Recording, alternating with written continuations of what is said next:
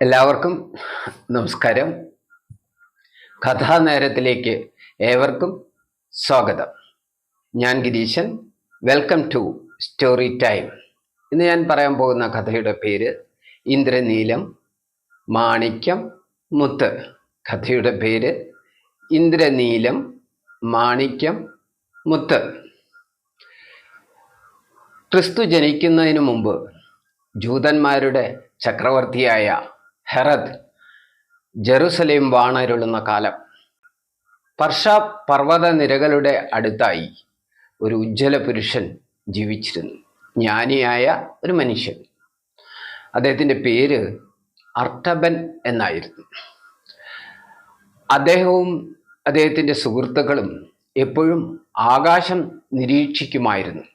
ഒരിക്കൽ അദ്ദേഹത്തെ കാണാൻ കുറച്ചാളുകൾ വന്നപ്പോൾ അർട്ടബൻ പറഞ്ഞു, കഴിഞ്ഞ വസന്തകാലത്ത് ആകാശത്ത് 2 ദിവ്യ നക്ഷത്രങ്ങൾ അടുത്തടുത്ത് വരുന്നതായി ഞങ്ങൾ കണ്ടു. കുറേ കഴിഞ്ഞപ്പോൾ മറ്റൊരു നക്ഷത്രം വെട്ടിത്തിളങ്ങുന്നതും കണ്ടു. പക്ഷേ ആ നക്ഷത്രം അധികം നേരം ആകാശത്ത് പ്രകാശിച്ചിരുന്നില്ല. കുറച്ചു നേരം വെട്ടിത്തിളങ്ങി ആ നക്ഷത്രം എവിടെയോ മറഞ്ഞുപോയി.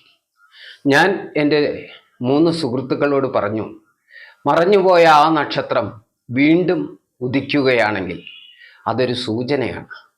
ലോകത്തിൻ്റെ രക്ഷകനായി ഒരു ദിവ്യ ശിശു പിറക്കാൻ പോകുന്നു. ആ നക്ഷത്രം വീണ്ടും ഉദിക്കുകയാണെങ്കിൽ നിങ്ങൾ എന്നെ ദേവാലയത്തിൽ കാത്തു നിൽക്കണം. ഞാൻ അങ്ങോട്ട് വരും.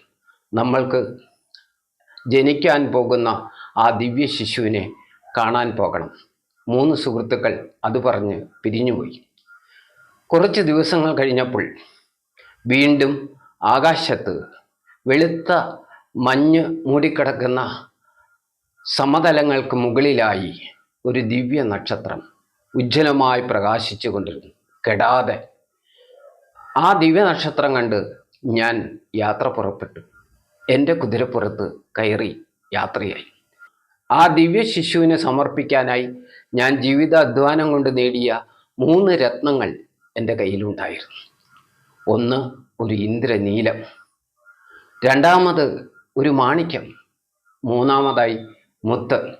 ആകാശത്തിൻ്റെ തുണ്ടുപോലെ നീല നിറമുള്ള ഇന്ദ്രനീലം, നല്ല പ്രഭാതരശ്മി പോലെ ചുവന്ന മാണിക്യം, മഞ്ഞിൻ്റെ വെളുത്ത ശോഭയുള്ള മുത്ത്. ഇതായിരുന്നു എൻ്റെ കൈവശമുണ്ടായിരുന്നു. ആ ദിവ്യ ശിശുവിൻ്റെ പാദങ്ങളിൽ അർപ്പിക്കാൻ ഞാൻ ഭദ്രമായി അത് സൂക്ഷിച്ചുകൊണ്ട് എൻ്റെ കുതിരപ്പുറത്ത് യാത്രയായി.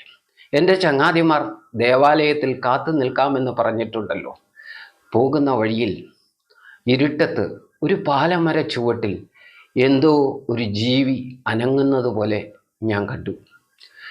ഞാൻ ആ ഭാഗത്തേക്ക് കുതിര ഓടിച്ചു. അവിടെ ചെന്ന് നോക്കിയപ്പോൾ ഒരു മനുഷ്യൻ മരണവെപ്രാളം എടുത്തുകൊണ്ട് അവിടെ കിടക്കുകയായിരുന്നു. അദ്ദേഹം മൂളുകയും ഞരങ്ങുകയും ചെയ്തിരുന്നു. അദ്ദേഹത്തെ സഹായിക്കാതെ എങ്ങനെ ഞാൻ അവിടെ നിന്ന് പോകും? അദ്ദേഹത്തെ പരിചരിക്കാൻ നിന്നാൽ എന്നെ കാത്തു നിൽക്കുന്ന ചങ്ങാതിമാർ ദേവാലയത്തിൽ നിന്ന് പോവുകയും ചെയ്യും. എൻ്റെ മനസ്സ് 2 ഭാഗത്തേക്കും ചാഞ്ചാടി. ഇദ്ദേഹത്തെ ഉപേക്ഷിച്ചു പോണോ, അതോ ദിവ്യ ശിശുവിനെ കാണാനുള്ള യാത്രയിൽ ചേരണം? എങ്ങനെയാണ് ഇദ്ദേഹത്തെ ഇവിടെ ഉപേക്ഷിച്ചു പോകുക? എന്തായാലും ഞാൻ കുതിരപ്പുറത്ത് നിന്ന് ഇറങ്ങി അടുത്ത് ചെന്ന് നോക്കിയപ്പോൾ മരണത്തോട് മല്ലടിച്ച് കിടക്കുന്ന ഒരു മനുഷ്യൻ. എൻ്റെ കയ്യിലുണ്ടായിരുന്ന വെള്ളവും മരുന്നും എല്ലാം ഉപയോഗിച്ച് അദ്ദേഹത്തെ പരിചരിച്ചു, വേണ്ടത്ര പരിചരിച്ചു. അദ്ദേഹം മരണാസന്ന നിലയിൽ നിന്ന് മരണത്തിൽ നിന്ന് മോചിപ്പിക്കപ്പെട്ടു. അല്പം സുഖം തോന്നി. അദ്ദേഹത്തെ ആശ്വസിപ്പിച്ചു. ഞാൻ അവിടെ നിന്ന് യാത്രയായി. കുറേ ദൂരം യാത്രയായി. രാത്രി അവിടെ ചെന്നപ്പോൾ ദേവാലയത്തിൽ എൻ്റെ ചങ്ങാതിമാരുണ്ടായിരുന്നില്ല. പകരം അവിടെ ഒരു കത്ത് വെച്ചിരുന്നു. ഞങ്ങൾ ഏറെ നേരം നിന്നെ കാത്തു നിന്നു, പക്ഷെ നിന്നെ കണ്ടില്ല. ഇനിയും വൈകിയാൽ ഞങ്ങൾക്ക് ആ ശിശുവിനെ കാണാൻ കഴിയില്ല. ഞങ്ങൾ യാത്രയാകുന്നു. നീ മരുഭൂമിയിൽ കൂടെ വരിക. വഴിയറിയാതെ അർട്ടബൻ അവിടെ നിന്നും മടങ്ങി. കുതിരയ്ക്ക് കൊടുക്കാനുള്ള ഭക്ഷണം കഴിഞ്ഞിരുന്നു. രോഗിയെ ശുശ്രൂഷിച്ചുകൊണ്ട് തൻ്റെ കയ്യിലുള്ള വെള്ളവും ഭക്ഷണവും തീർന്നിരുന്നു. ഭക്ഷണവും വെള്ളവും മരുന്നും വാങ്ങിക്കുന്നതിന് വേണ്ടി അദ്ദേഹം തിരിച്ച് യാത്ര ചെയ്തു. കയ്യിലുണ്ടായിരുന്ന ഇന്ദ്രനീലം വിറ്റ് അതെല്ലാം ശേഖരിച്ചു. അദ്ദേഹം യാത്ര തുടർന്നു. അദ്ദേഹത്തിൻ്റെ യാത്ര യേശുവിനെ കാണാനുള്ള യാത്ര, ഇസ്രായേലിൻ്റെ രാജാവിനെ കാണാനുള്ള യാത്ര. ഇസ്രായേലിന് ദിവ്യനായ ഒരു രാജാവ് ജനിച്ചിരിക്കുന്നു എന്ന വാർത്ത അപ്പോഴേക്കും പരന്നിരുന്നു. ഹെറോദ് യേശുവിൻ്റെ പ്രായത്തിലുള്ള കുഞ്ഞുങ്ങളെ വധിക്കുവാനായി കൽപ്പന പുറപ്പെടുവിച്ചിരുന്നു. അർട്ടബൻ യാത്രയിലാണ്. അർട്ടബൻ യാത്ര ചെയ്യുമ്പോൾ ഒരു സ്ത്രീ ദീനമായി വിലപിക്കുന്നത് കണ്ടു. ആ സ്ത്രീ ഒരു കുഞ്ഞിനെ നെഞ്ചോട് ചേർത്ത് പിടിച്ചാണ് വിലപിക്കുന്നത്.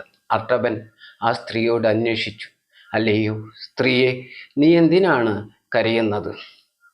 നിങ്ങൾക്കറിയില്ലേ, ഇപ്പോൾ റോമൻ പടയാളികൾ ഇവിടേക്ക് വരും. ഈ പ്രായത്തിലുള്ള എല്ലാ കുഞ്ഞുങ്ങളെയും കൊന്നൊടുക്കുകയാണ്. എനിക്ക് ഒരേ ഒരു കുഞ്ഞേ ഉള്ളൂ. എൻ്റെ കുഞ്ഞിനെ അങ്ങേക്ക് രക്ഷിക്കാൻ കഴിയുമോ? അർട്ടബൻ ആ സ്ത്രീയെ സമാധാനിപ്പിച്ചു. വീടിനകത്തിരുന്നോളൂ, ഞാൻ പുറത്തിരിക്കാം. അപ്പോഴേക്കും പടയാളികൾ കുഞ്ഞിനെ തിരഞ്ഞ് ആ വീടിനുള്ളിലേക്ക് വന്നു.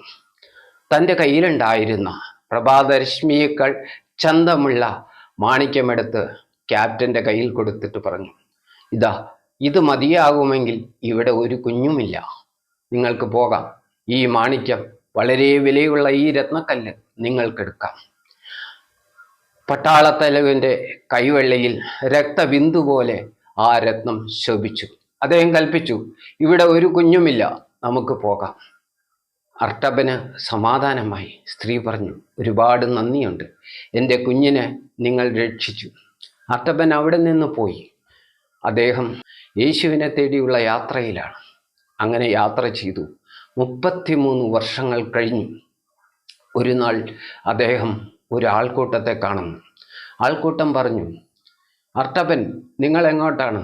ഞാൻ യേശുവിനെ തിരക്കുകയാണ്. ആൾക്കൂട്ടം പറഞ്ഞു, ഞങ്ങൾ ഗോൽഗത്ത മലയിലേക്ക് പോകുകയാണ്. അവിടെ 2 കള്ളന്മാരെ ഇന്ന് ക്രൂശിക്കുന്നുണ്ട്. കൂടെ ഞാൻ ഈശ്വരപുത്രനാണെന്ന് പറഞ്ഞ നസ്രയത്തിലെ യേശുവിനെയും ക്രൂശിക്കുന്നു. ഞങ്ങൾ അത് കാണാൻ പോകുകയാണ്. അർട്ടബൻ ആൾക്കൂട്ടത്തിനൊപ്പം നടന്നു.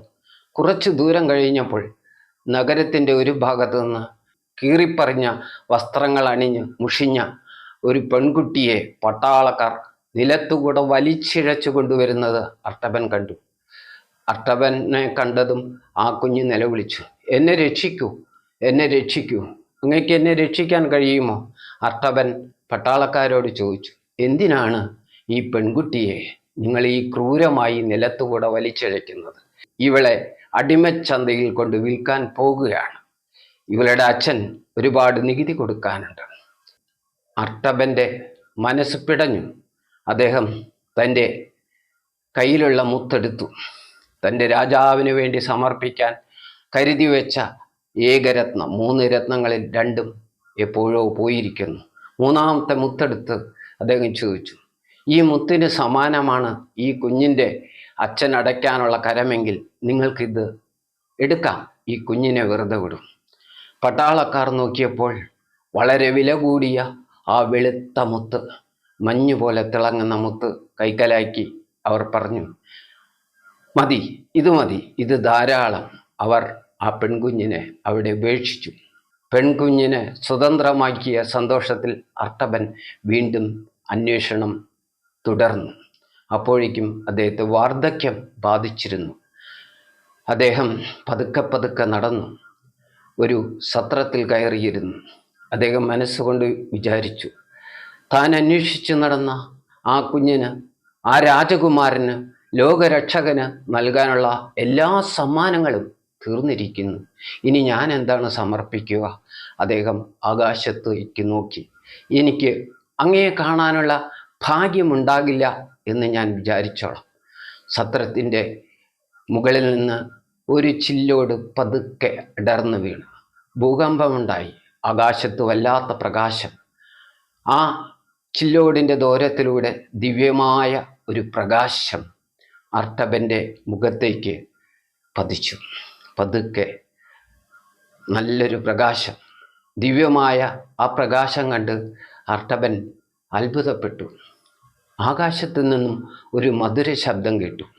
അർട്ടബൻ, അങ്ങ് നൽകിയതാണ് ലോകത്തിലെ ഏറ്റവും വലിയ സമ്മാനം. അങ്ങയുടെ രത്നങ്ങൾ അത് സ്വീകരിക്കപ്പെട്ടിരിക്കുന്നു. എൻ്റെ സഹോദരങ്ങൾക്ക് വേണ്ടി ചെയ്യുന്നതെന്തും എനിക്ക് വേണ്ടി ചെയ്തിട്ടുള്ളതാണ്. നീ ഒരു ജ്ഞാനിയാണ്. നിന്റെ എല്ലാ സമ്മാനങ്ങളും എന്നിൽ തന്നെ വന്നിരിക്കുന്നു. മറ്റുള്ളവർക്ക് വേണ്ടി ചെയ്യുമ്പോഴാണ് അത് എനിക്ക് വേണ്ടി ചെയ്യുന്നത്. ലോകത്ത് നരസേവ തന്നെയാണ് നാരായണ സേവ എന്ന മന്ത്രം പോലെ മറ്റുള്ളവർക്ക് വേണ്ടി ചെയ്യുന്നതെന്തും എനിക്ക് വേണ്ടി ചെയ്തിട്ടുള്ളതാണ്. അർട്ടബൻ്റെ മുഖം കൂടുതൽ കൂടുതൽ നക്ഷത്രശോഭ പോലെ പ്രകാശിച്ചു. ആകാശത്ത് നിന്ന് ഒരു ദിവ്യപ്രകാശത്തിൻ്റെ പ്രവാഹമുണ്ടായി. ആ മധുര ശബ്ദം വീണ്ടും അദ്ദേഹം കേട്ടു. മറ്റുള്ളവർക്ക് വേണ്ടി ചെയ്യുന്നതാണ് എനിക്ക് വേണ്ടി ചെയ്യുന്നത്. മറ്റുള്ളവർക്ക് വേണ്ടി ചെയ്യുന്ന എല്ലാ സേവനവും എനിക്കുള്ള പ്രാർത്ഥനയും എനിക്കുള്ള സമർപ്പണവുമാണ്. അർട്ടബൻ പതുക്കെ കണ്ണടച്ചു. അമേരിക്കയിലെ ക്രൈസ്തവ പുരോഹിതനായ ഹെൻറി വാൻ ഡൈക്ക് എഴുതിയ ഒരു കഥയാണത്. പ്രശസ്തനായ നിരൂപകൻ യശശരീരനായ എം കൃഷ്ണൻ നായർ പോലും ഈ കഥ വളരെയേറെ ഇഷ്ടപ്പെട്ടുവെന്നും അദ്ദേഹത്തെ പ്രചോദിപ്പിച്ചുവെന്നും രേഖപ്പെടുത്തിയിട്ടുണ്ട്. എല്ലാവർക്കും എൻ്റെ ഹൃദയം നിറഞ്ഞ നമസ്കാരം.